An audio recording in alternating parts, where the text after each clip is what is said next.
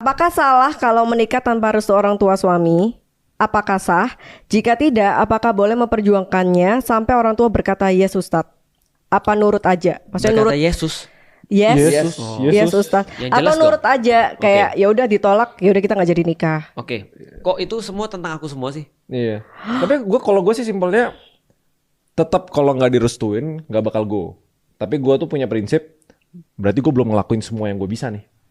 Gitu Iya. loh. Kalau Sampai gue orang sih tuanya gitu. nggak percaya. Ya, untuk Sampai- meyakinkan Enggak, ya. maksudnya itu kenapa orang tua tidak memberikan restu kan? Karena Iya. lu belum melakukan semuanya. Menurut gue kebanyakan temen gue ya, misalnya kayak gue nggak di-approve sama orang tua gue itu.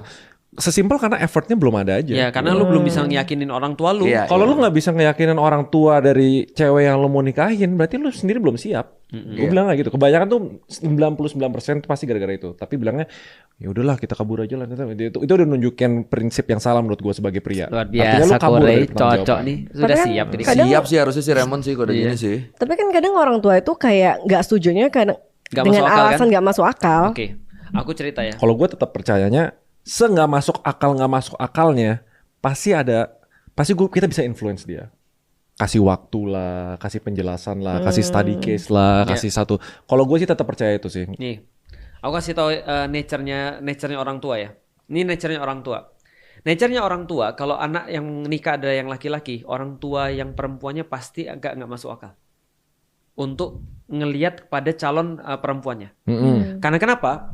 Karena dia merasa memiliki anak laki-lakinya. Maka dia pasti akan nggak masuk akal. Dan itu berlaku juga pada orang tua laki-laki ketika anak perempuannya nikah. Aku pasti akan jadi nggak masuk akal. Jelas ya? Contoh ya. Kalau anakku nanti yang perempuan nikah, aku akan bilang, kayaknya dia nggak cocok deh buat kamu. Kenapa? Dia tuh kayak gini, dia tuh kayak gini, dia tuh kayak gini.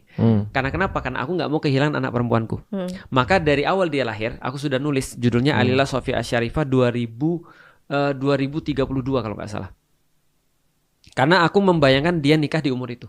Oke. 2000 dia lahir 2008. Umur berapa berarti nikahnya? Dia 28. Iya benar, 2032. Jadi aku membayangkan dia nikah di umur itu.